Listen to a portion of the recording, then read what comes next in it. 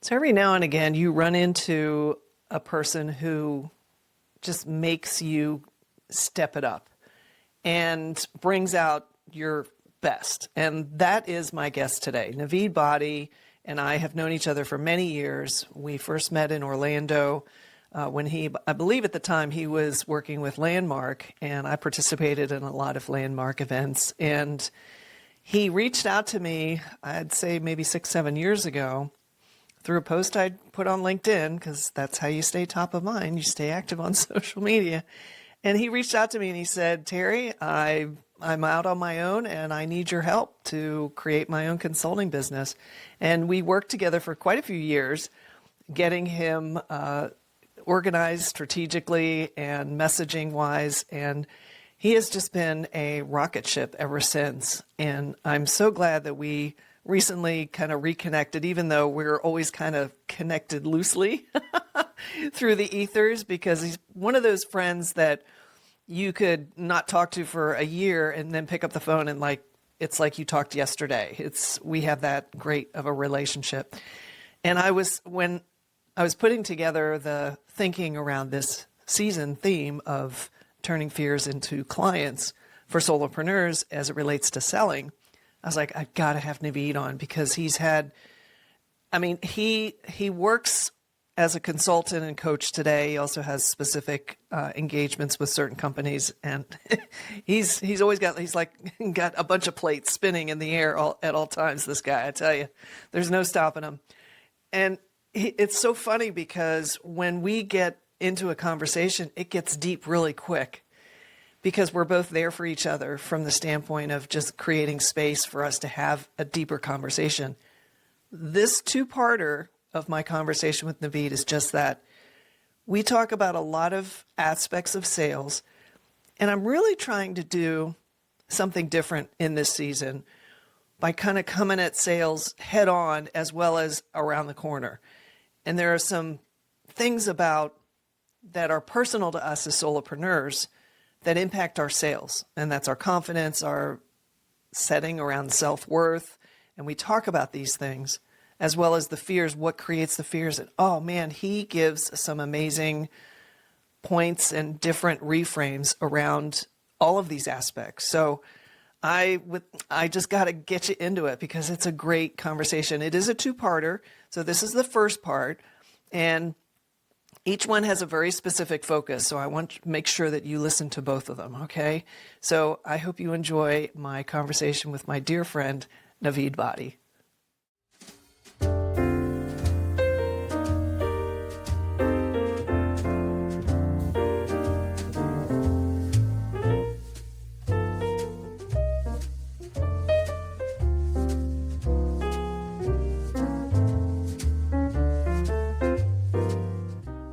Welcome to My Solopreneur Life. I'm Terry Pappy, your gracious host, and I am so glad you're here. I have a wonderful episode for you. Sit back, relax, and let's have some real talk about what it is to be a solopreneur.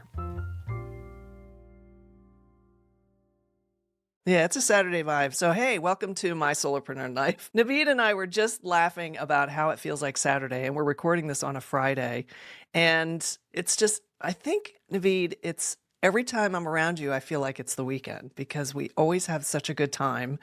And I really appreciate you hanging out all the way from California. So welcome. Thank you, Terry. Thank you. I think that's because that's a vibe that just resonates for both you and I. If we're not having fun, if you're not having a blast, if you're not enjoying your time, then what the heck are you doing? Yeah. You know? Yeah. And I think because we've known each other for so long and we've worked together, that we just kind of created that space between the two of us. And we were just laughing about that the other day, weren't we? So anyway, I wanted to drag you onto My Solopreneur Life because I think we could have a really cool conversation about sales. And I know in this conversation, I can ask you just about anything and you'll be able to give some real wisdom for my listeners. So thanks for being here to do that. Now, I want to set the stage first so you have a little bit of context as far as my listener, the kind of client that I typically work with in my business and have been for a long time. As you know, you have been a client, so you know what the experience is like. And I think today, post-COVID, with the digital amazement that is the world, it is so easy for people to start their own business. The threshold to get going and to be doing it is like non-existent anymore. And if you have the wherewithal and the interest and the desire to have your own business, it's like all for the taking. So the kind of clients I've been getting recently, as far as referrals or people coming to me, are folks that have been riffed out of corporate roles. As you know, with the inflation and everything that's been happening in the US economy, we've had a lot of very large organizations cut a lot of management, senior executive roles, and so on, just to reduce, especially the public ones, just to reduce that bloat. And these people are not done. And they're typically in their 50s and 60s. People live and work through their 80s, even 90s anymore, because longevity is just getting longer and longer. And so they want to start their own business. What invariably happens, and I'm kind of generalizing here to create some context for you, what generally happens is they held that executive role doing a very specific thing that pretty much they did their whole career. In that career, what they did was what they're most comfortable with, what they're known for. So if you go on their LinkedIn profile, you see all the jobs they've had. They're like consistently, oh, this guy's always been in sales, or this guy's always been in, legal, or this woman's always been in finance. So you see these patterns within the industry. It's very natural and unusual for them to deviate from this, but it's very natural for them to want to continue to do that expertise and bring that expertise into their own solopreneur practice. As a consultant or as a service provider, or maybe even a startup with a bigger vision to bring it. So does that help kind of paint the picture of this person?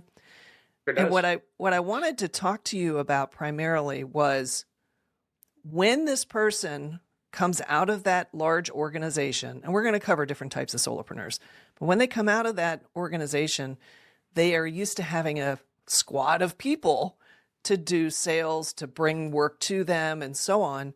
And so they don't really have good sales skills. And it varies from one person to the next. So in the context of turning fears into clients, when you're talking about a sales conversation or just the whole attitude and mindset about sales, based on that profile that I just kind of laid out for you, what are your initial thoughts? And then I'll get into some more specific questions. Okay. Boy, a lot was popping up in the last minute as you were creating that whole context. I mean, a lot. But the most recent one that I just landed on is there's an unrecognized benefit for these solopreneurs that are coming out of the corporate world, or whatever world where there were other stakeholders, teams.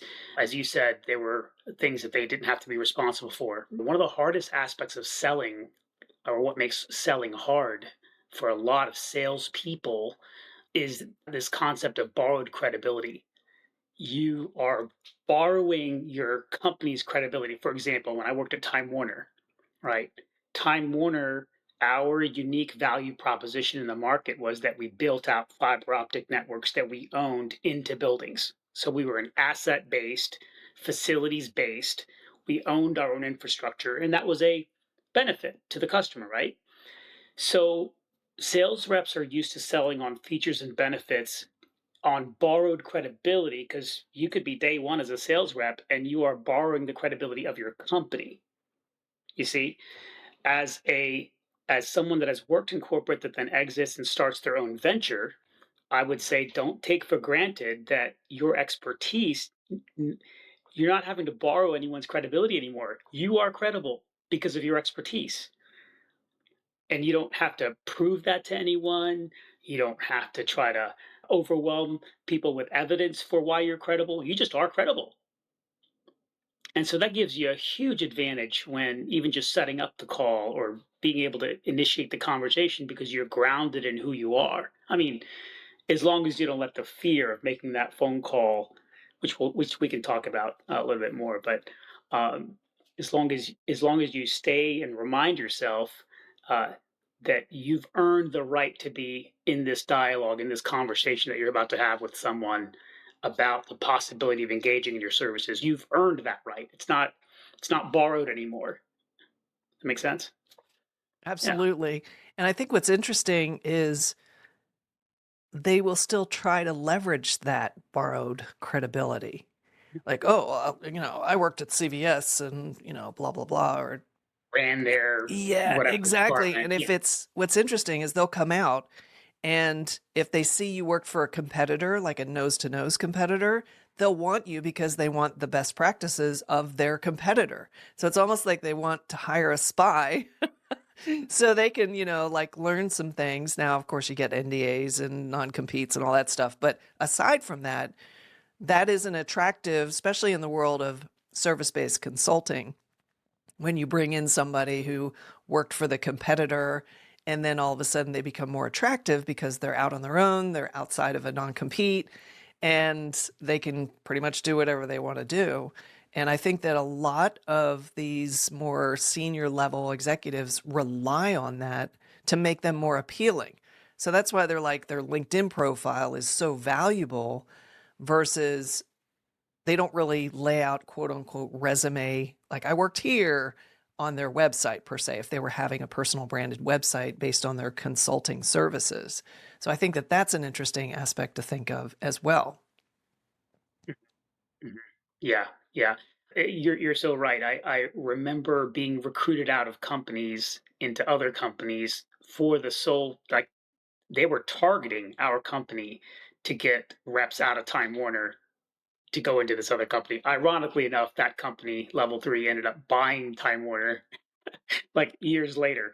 So it was like slowly happening anyway. They were like poaching, they were poaching the players because they wanted all the playbooks and they obviously they wanted the client lists, they wanted the black book, right? And that's so yeah, people do leverage and uh I think the wonderful thing about bringing your experience and black books and everything else you have, your network that you've built over the years, your resources that you've built over the years, I mean, heck, we often bring employees or people that you've worked with, you bring them along into your new venture. That's very common.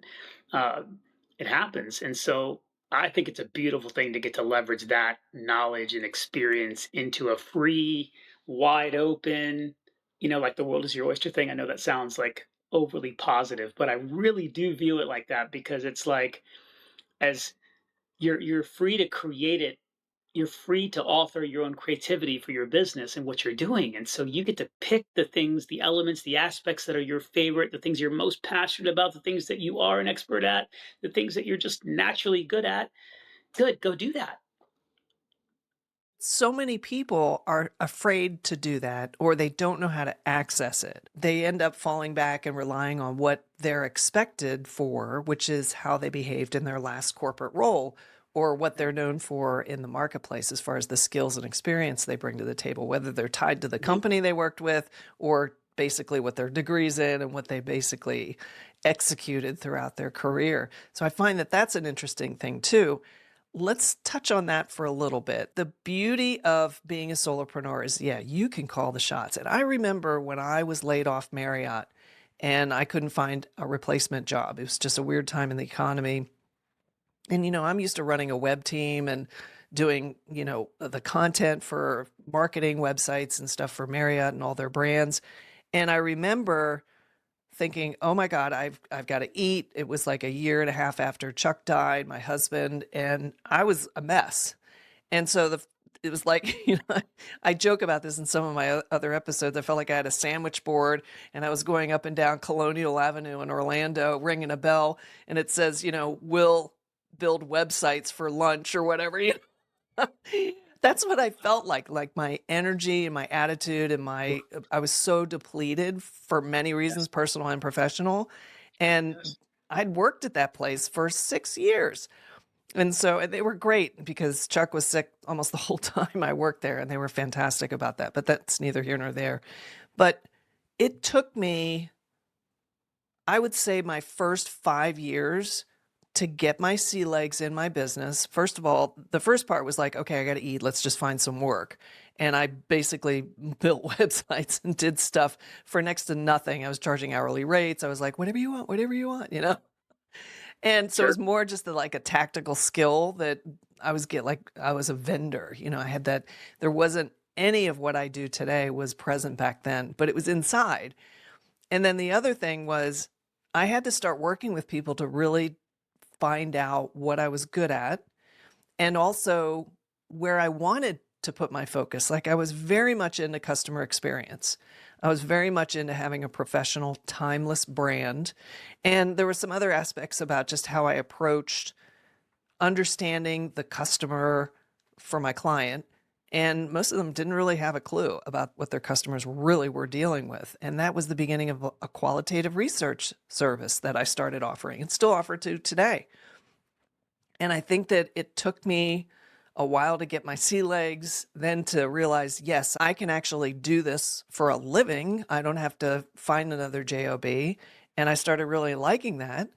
And then I started formulating what's missing in the marketplace that I can bring to the table that not only I'm really good at, but also interested in serving. And there's a need for it. And I had to work for a while to find that. Based on what you just shared and what we've been talking about, that executive coming out of that corporate role can do the same thing. But a lot of times they don't have access to it, or they don't realize that they have permission to do that. So what would you say to, as far as like, how would they work through that? How would they gain access to being a truly creative solopreneur that designed how they want to deliver it? Because believe me, I'm sure when they were in corporate, they pointed out a lot of things that that company did wrong, that now that they're free of all those constraints, they can actually do it the way they want to do it. So how would they go about figuring that out? Yeah. I think it's something that you introduced me to all those years ago, Terry, and it's the thought that came to mind. You were talking about a book, and you'll know in a second when I say it. I think it's like you ask, they answer. Yeah, that's the Marcus Sheridan, they Yeah, ask, you answer. Yeah. yeah. And so what made me think of that just now is, one of the things that I wasn't very diligent about it. It's definitely hindsight. Like, oh man, if someone had told me this when I started my consulting company back in 2019, it would have saved me a lot of time, a lot of frustration, right? Which was to simply find out what in a particular context, in my case, business. I was clear I wanted to impact businesses, right? And I was clear about my skill set and what I did, and thanks to you in terms of building my profile and kind of who I am and what I'm good at, and getting that expressed in a very like specific way. Uh, I knew who I was. What I didn't spend enough time on was really engaging enough people that might consider my business or potential avatars to ask them, hey, look, this is who I am, or a bit of who I am, but let me tell you all of who I am. Where do you think you might use me, or what could you use? What is a struggle that your company is having? What's an active struggle? In my case, it was usually personnel related, so it was usually related to hiring, firing, having crucial or fierce conversations. There's that book reference again. I was very good at having those fierce conversations, those things that people did not want to talk about in organization for various reasons. I was very good at engaging those conversations, and that ended up being one of my first engagements. That was like a multi-year engagement where they really did leverage my skill set in coming in and having the difficult conversations that no one wanted to have with this executive, right? And then lo and behold, that's exactly what led me to California. That's how I ended up here, right? Was through your referral and same kind of skill set that had to match what the market needed and wanted and demanded. So there's two parts to that, just to kind of sum it up. One, you have to be able to identify what the market needs that you offer, right? What's the specific need that's a match for my skill set, who I am, what I'm really good at. The best way to identify that is to ask. You've got to go talk to people. You can't Google it. You can't chat GPT it. You got to act. You cannot, there's no getting around having conversations with people out there that use consultants or use coaches or use whatever, fill in the blank that you think you are. Right? The second part of it is there's also the possibility of creating a niche for yourself that doesn't exist, meaning sometimes companies end up using you for something that they didn't know they needed. Now, that's special. That's like but you really have to be in those conversations that I mentioned with people. You have to be really good at interrogating reality, investigating, asking really good questions, asking good follow up questions to really get to the core of what's there in the whatever performance is lacking or whatever. I don't like using the Sandler sales model anymore in terms of finding pain points. People are so tired of having to think about or deal with what's my pain point. It's been beat into them for so long, you know. So it's really more like what's missing in an organization, and sometimes it's missing that it's missing. And boy, if you can tap into that and there's a match for your skill set that can address that missing, that's solid. That is like they will be a yes before you even ask the question. I love that. I like how you put that. Don't diss too much on Sandler. It helps a lot of people get started. I know. But no, the distinction you created was actually really good Yeah. because even I kind of had a little ugh when I remember the Sandler submarine and the pain points and go through the compartments and build rapport and establish budget. It was more about it influenced confidence in me. In other words, it helped give me some tools so I had a little more confidence on those conversations. But over time, that confidence overlapped the rules of Sandler that I had learned about the sales conversation. And I just developed my own way of talking to people. And the example you gave, which is like the Steve Jobs approach, you don't know you needed an iPhone until he came along and made an iPhone, right? So that's your number two example. And for me, that was creating the qualitative research. That was the service that I developed, and I deployed it with a lot of my customers because what it did for me and for them is it helped me identify where the gaps were in their customer's experience without taking them through a whole customer journey and doing all these things. I just got on the phone, or there was one place that was a transportation company in Boston, and I sat in a room where they had I think it was four people in cubicles. And it was kind of like their mini call center. It's where customers would call in and try to reserve a bus or need transportation for a bar mitzvah or whatever. And I would listen to how these people talk to customers on the phone, I was just sitting at a desk, like minding my own business. Like they didn't even know I was kind of monitoring their quality of conversation. It wasn't like I was listening to recordings or I had a headset on. All I heard was how they were being, regardless of what the customer is saying. And it totally transformed that company because they talk about firing. They actually ended up letting go a couple of those people because they were so cavalier and unprofessional on the phone with customers, even first time customers. That was the first experience of doing business with that company for the most part. And it was killing what they were trying to do as far as building up their reputation. So for me, the qualitative research became like my secret weapon, where if I saw a real gap in my client, like I might be doing communications or building them a marketing strategy or whatever the marketing du jour or branding du jour I was doing, when I started hearing in their voice that they didn't really understand their customer or they were making assumptions based on after the fact or, just maybe how they've been doing business. And here they are, 10 years later, still doing it the same way, but the customers are buying differently. There's so many opportunities to close those gaps just in the customer experience. And I'm telling you, it's a big transformational exercise to go through. And I love offering that service because I love here I am interviewing you. I love interviewing people, right? So it's a natural gift. So here I am taking a gap that I'm noticing in the marketplace, and I'm taking a strength of my own and an interest and a passion, if you will, because I love talking to people and getting into the weeds of like how they think and all those things, and merging them together created a really powerful product for me. So I love that you talked about that. Yeah. Oh my gosh. Of course, you triggered a memory of mine that was just it was so. so surreal. I asked to be part of a group conference call, a corporate call. They were having a corporate meeting in a corporate room with a table, the whole thing, probably 14 people, right? All managers and above to the executive management level. I was just listening in to the call. They had zoomed me in. I was off video and I was just listening to the meeting.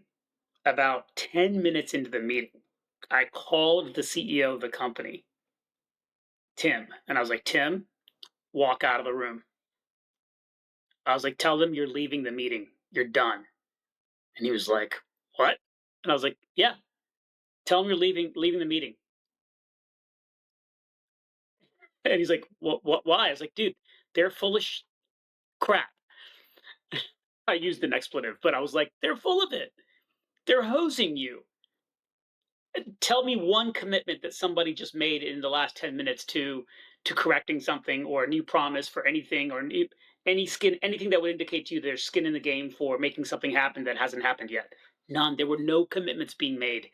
It was all excuse after excuse after excuse, and he couldn't hear it. He was tone deaf to it.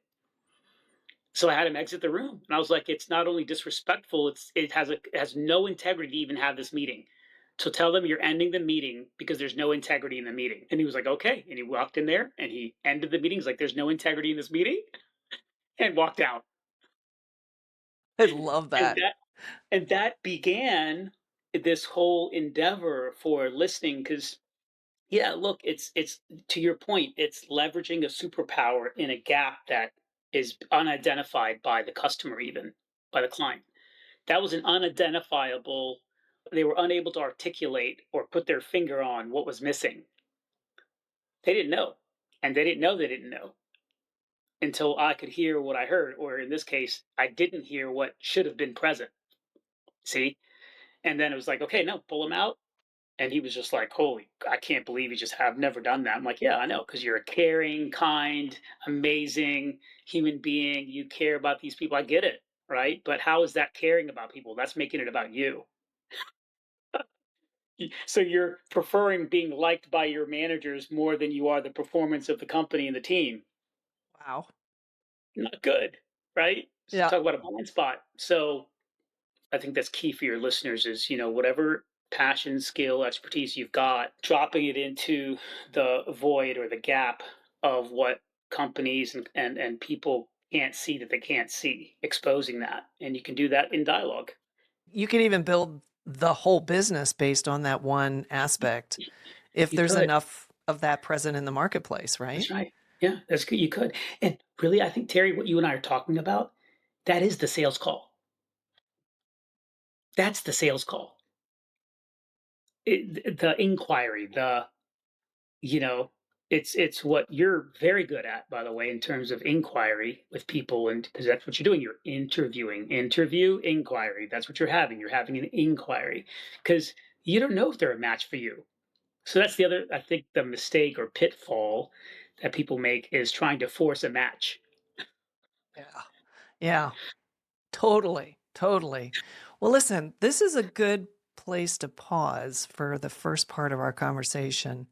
I think I love where we went. I'm getting like little goosebumps because I just love, and I knew this would happen when we, just for my listener, I was completely like, I had no outline, I have no question. I knew that Naveed and I could just start somewhere and just go.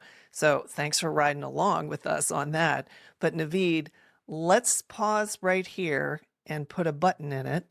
And then we're going to come back for part two. And what I'd like to focus on the second part of our conversation to be more about, like you mentioned early on, about the fears around sales, about the conversation that we have in our head, and leaving my listener with some tactical things that they can do to work through that and to understand that it's a lot bigger in their head than it needs to be because it's prohibitive to them being their authentic self and moving forward and growing their business. How's that sound? Perfect. Sounds great. Awesome. Well, I know you're disappointed, but that's it for this episode. Listen, the great news is there's another one coming, so stay tuned. Anyway, I just want to make sure that you do the prompt. If this episode had a prompt, and you get that homework done because you're going to be a better solopreneur. How's that for a maternal finger shaking at you? Hey, listen, thanks so much for being here, for giving me time of your day, and, for taking it on. So if you want to learn more and stay connected with me, just head on over to mysolopreneurlife.com. Thanks a bunch.